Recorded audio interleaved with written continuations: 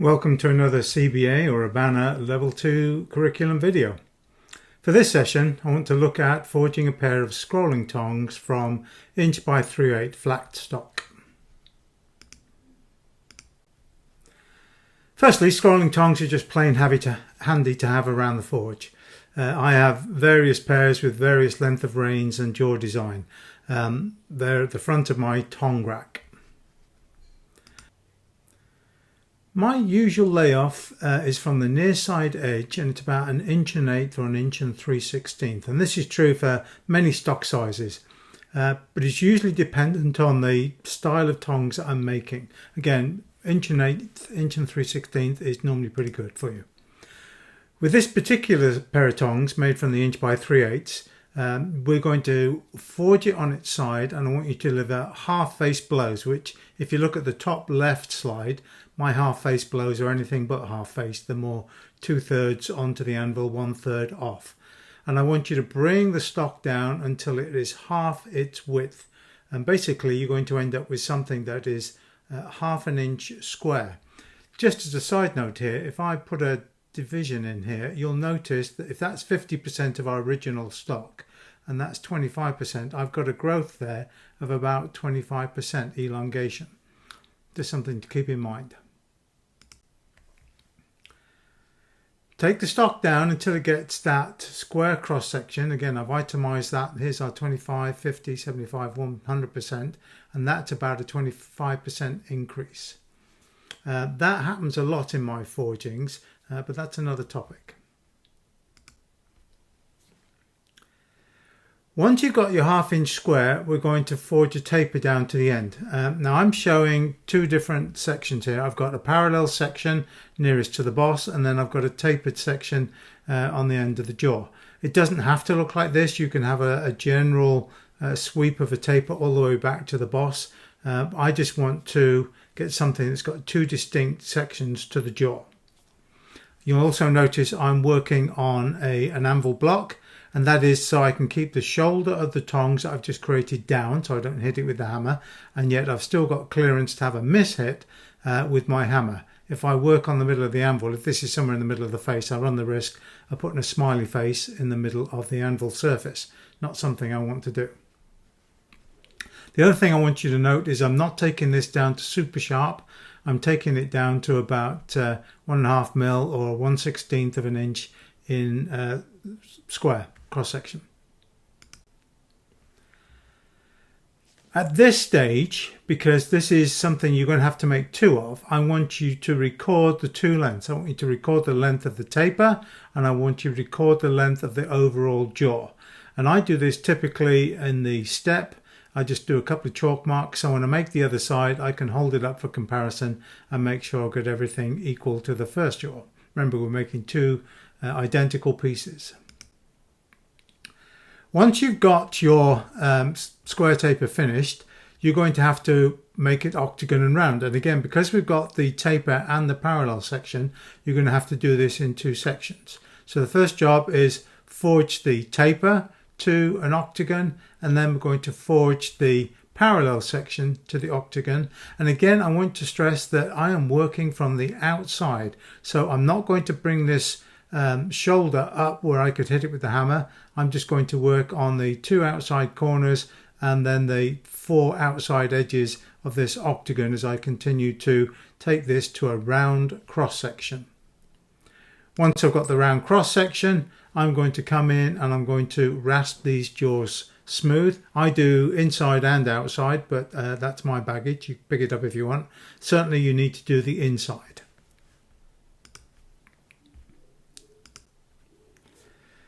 This is a normal pair of tongs, and I want to show you that there is a shoulder here that normally reaches across the other boss. This is the thickness of the boss. You can see that shoulder is very close to being the same thickness, and that reaches across, and that gives you the full width of the jaw. On this bottom right photograph, I want you to note that that shoulder also slopes because of the creep of the anvil. You're working over a radius edge, and when you work over the radius edge, the material will creep over that radius edge. Now when we're going to create our shoulder in this scrolling tongs, we don't have enough material, as you can see here, to make something that's going to go across the other side of the boss. But I do want you to make a token gesture of making this shoulder, and I want it to be in the right place. We're actually going to refer to this crease here at the top. That's going to be a datum when we do our next set of measurements. So this has to be in the right place. And you'll notice it's got a similar angle to the other side of the other angle of the boss. No matter what you do to the jaws of a pair of tongs, come back to where you first started. And now I'm talking about making bolt jaw tongs or things like that, or box jaw tongs, where you're going to play around with the jaws a little bit. But if you come back to where you first started with that half face blow, you're going to turn the top of the bar away from your hammer hand. And that's going to give you a pair of tongs that you can use in your non-hammer hand. The slope of the range will change. They can be left-handed or right-handed, and you want a pair of tongs that will fit in your tong hand and not made for your hammer hand. So you're going to turn the top of the bar away from your hammer hand, and that will make everything correct. The right hand slide, I'm showing here that I've got the shoulder here, or the crease right in the bottom here, just slightly back from the edge of the anvil, and that's to allow for the creep of forging over the edge of an anvil. Now this is a normal pair of tongs. This is 3/4 inch square, so I would get a lot of creep.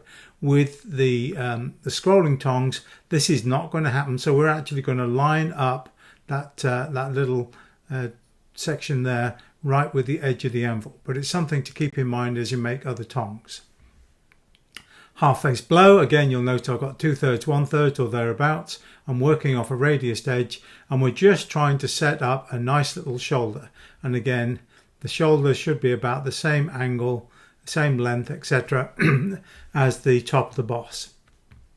If this is in the right place, I want you to then turn the top of the bar, going back to the left hand slide, turn the top of the bar away from your hammer hand. You're going to square the stock up so it is perpendicular to the edge of the anvil. You're going to lift the stock up with your elbow only, keep the shoulder quiet. It's going to give you about 30 degrees or so, a strong 30. And then I want you to slide it off, again, a radius edge, and I want about 7/8 of an inch or 22 mil if you want, from the datum, if it's in the right place, to the edge of the anvil. If this is not in the right place, you're going to have to change the measurements to suit what you've got. And then I want you to deliver a half face blow. So this is what we had. We turn the top of the stock away from your hand, square it up, lift it up with your elbow only, keep your shoulder quiet, slide it out about 22 mil or 7/8 of an inch and deliver a half face blow. And this is exactly the same move. This is a decent pair of tongs here on 3/4 inch square bar, the same sort of shoulder. You can see it's the same sort of angle, and we've got the same measurement, about 7/8 of an inch. Let's look at it from the other side. You don't have the shoulder coming down, but it's about that 7/8 of an inch. This is the other side. You'll note that as you forge in this shoulder, you're going to get some lipping, top and bottom, and some cupping in the middle here. And I need you to dress that as soon as it occurs. If you allow it to stand up to the point where it gets too vertical when you dress it, it's going to fall over and it's going to make a cold chunt. A normal boss and a decent rivet in it is going to resist the twisting forces that are often going to be applied to this style of tongs, the scrolling tongs. So make sure you've got a decent bit of material in here as you go on. What we're going to do now is dress the pair of tongs. I like a rectangular or a rhombus shaped, shall I say, boss. Common wisdom is to have it round, and that's fine by me. I'm going to show you my way because that's something I'm familiar with, and if you want it round, just knock the corners off. So the first thing I'm going to do now is I'm going to step with my hammer leg towards the anvil, and I'm going to put my shoulder more over the offside edge. That's going to change the angle of the tongs. So at this stage I'm now engaging my shoulder, so I've lifted up a bit on the tongs. You can see that's the gap here a little. I've got a very good heat running all the way through this because we're going to upset through this. So I want to make sure that I've got a good heat all the way through the boss. And I'm going to deliver a few blows. Don't overcook it. We're going to cycle through these steps a number of times. Don't try and do it all in one heat. That's going to be to your disadvantage. As soon as you've done a few blows, we're going to take this surface, the front of the boss, and we're going to apply it on top of, again, radius edge, on top of the anvil face. And we're going to bring your hammer down on the back surface of the boss. Again, a couple of blows. Then we're going to drop this material down onto the face of the anvil. We're going to do a couple of blows on the bottom of the tongs. This is one of the few times where you'll see me cycle the hammer. I'm going to try and bring material into what I want to be a sharp corner. So it's exactly the same as making an upset square corner. I'm just going to cycle my hammer just slightly to try and bring material into that corner. Of course, all of these three moves are going to thicken the boss. Last thing I want you to do, again, protecting the shoulder. So put the shoulder in the right place over the edge you used before, and then just a couple of blows and flatten the boss. What I'm looking for is about 1 inch or 25 mil between the flat. So an inch this way and an inch top to bottom. So we're striving that, and I would cycle through that. Here's the first gig. We're going to hit this. It's going to upset this material. Second gig, we're going to put that face on the anvil, come on from the back, drop it down, again, a couple of blows. Make sure you've got the heat. We don't want lipping and cupping if we can avoid it. Drop the bar down, cycle your hammer, try and pull material into this corner, protecting the shoulder, holding it over the same edge as you did before. Flatten the boss, bring it back to parent stock, 3/8 of an inch, and you're aiming for about 1 inch between flats. So what can happen? What can go wrong?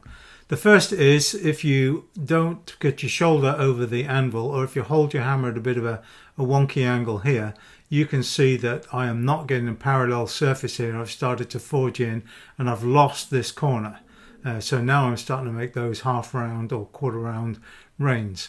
This is not what I want. So make sure you take control of your hammer. I changed position of my grip. In fact, I think my index finger runs down the top of the hammer handle so I can get over it and make sure that that surface is parallel to the edge of the anvil.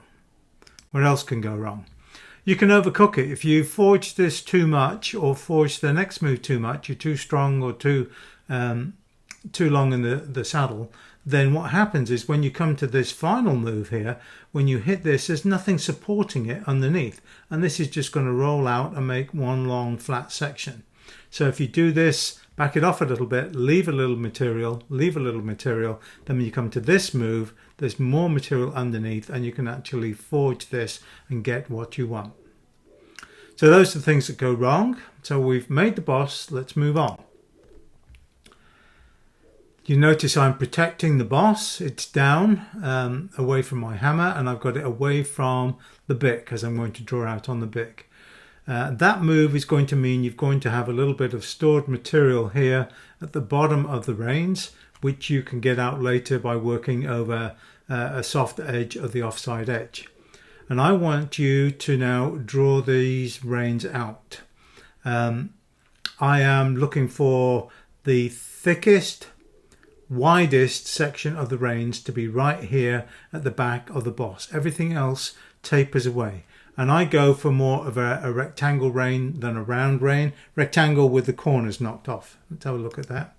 So this is my typical rein. You can see it's rectangular and the corners are knocked off, and hopefully you can see that it tapers away from the point just behind the back of the boss, and I make sure everything is nice and smooth. Once that is done, I'm going to start punching or drilling the hole. Rein length. My smallest reins typically are 11 inches long. That's the reins, not the whole length of the tongs. And then I'll go up to maybe 16-inch reins for something if I'm working at the fire. So if I'm doing annealing of, let's suppose you're making a rose or something, and you're working at the fire with your scrolling tongs, I want to keep my hand away from the fire, so I have a slightly longer pair of tongs for doing that job. Okay, moving on. If this is your first pair of tongs or you're early in your tong making career, I'm going to ask you to drill this hole. If you got a few under your belt, then sure, go ahead and punch it. But the first thing I want to do is let's look at where we want the hole. Actually, let me back up a little bit. If you have two different sizes of boss, let's say things didn't go quite as you wanted them to, and you've got a small and a larger boss, I want you to work on your small section first. You're going to find the middle of that boss, you're going to drill or punch the hole, and then you're going to hold it up to the larger boss and find a place where it fits. If you do it the other way around, if you've got the hole in the larger boss and then you come to the little one, or the smaller one, you might be off on an edge somewhere and it's just not going to stand up. So if you've got two different sizes, work with the small one first. If you're going to punch, and I'm showing just a normal pair of tongs here at 3/4 square.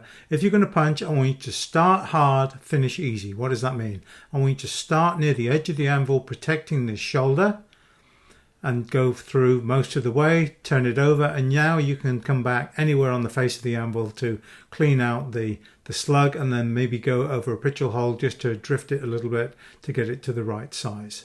So start hard with the shoulder down, finish easy with the shoulder up, so this flat surface can move anywhere on the anvil. And then chamfer the edge a little bit, just to put it under a drill press or so, or take a big drill and just hand ream it a little. And you want to take a 5/16, maybe a little light. I typically do a 3/8 rivet, so for me that would be 3/8 of an inch. You're going to make two of these and they're going to be identical. And then you're going to take one, here's a pair of tongs, you take this top one, you're going to flop it over the bottom one, and it's going to look like this, a normal pair of tongs. So they're identical, they're not mirror images. In this case, I'm using a 5/16 rivet, and the rivet is pre-manufactured and it is 1.5 inches long, which is too long for my desired outcome. So I've got 3/8 of an inch here, 3/8 of an inch here, 3/4 of an inch, and then I've got looks like 3/4 of an inch sticking out. That's a little too much for me. So I want about 1.5 times the diameter.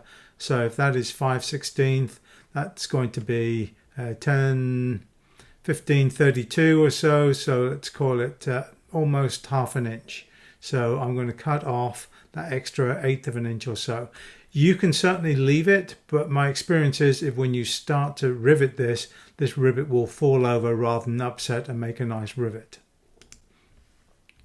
For me, typically I drive it down until I get the rivet button, and then if I actually want to make a dome, I'm going to come in here with my ball peen hammer and I'm going to take this edge off all the way around and I'm going to make it into a button. But start off just setting it down nice and square. When I'm working this, the bottom rein is floating in my hand. I've got all my attention on the top rein. I'm pushing down with my thumb, basically making sure there is no gap between the two bosses, I suppose, that can be filled with this soft rivet. So make sure you're pushing this top boss down onto the bottom boss and then start to upset for your rivet.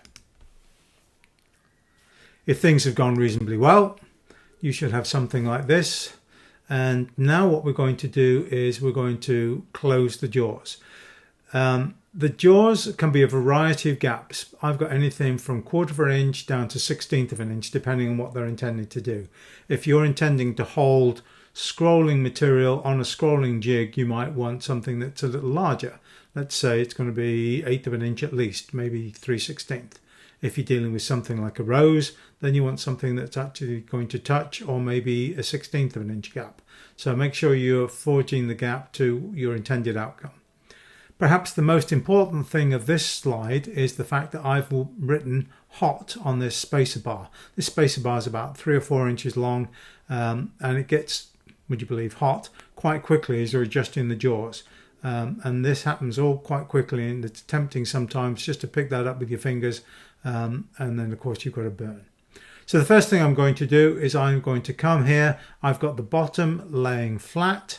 on the anvil surface. I'm going to come in with my hammer, just work on this, the two parallel surfaces, and I'm going to get rid of this little bit of a gap here, forge these two closed. I'm not worried about the tips just yet. I just want the parallel surface to close on this spacer bar, and this spacer bar is half round on the end and should go all the way back to the boss. I've got a little bit of a gap there, but no sharp edges, no sharp corners that are going to dig into that little bit of stored material there. So half round and get it all the way back to the boss. Once you've done that, staying with the plate, I'm going to lift it up and I'm going to hold the taper on the flat of the anvil. You can see I'm working near the offside edge, and I'm just going to drop my hammer down and close the taper. Now at this stage, these may not be one jaw above the other. All I'm doing is making them parallel to each other. And then what I'm going to do is I'm going to come in. I know I don't have enough material to close this gap, but I just sweeten it a little bit. Give it a little tap, turn it over, give it a little tap from the other side. And then I'm going to move to the offside edge. Here I am. And I'm just going to make the tips of the jaws parallel. That's the important bit for me.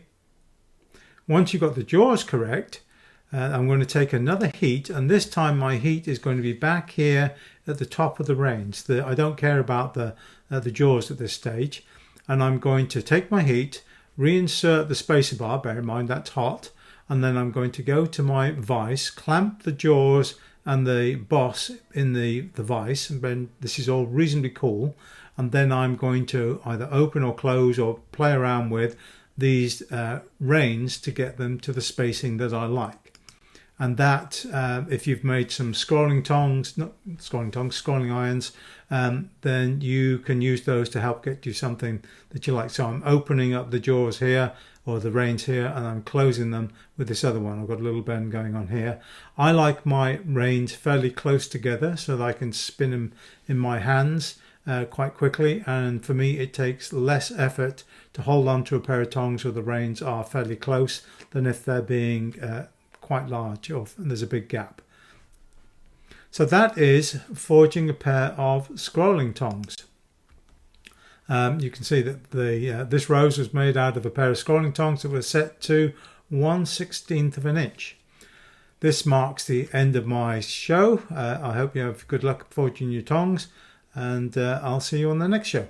Thanks a lot. Bye bye.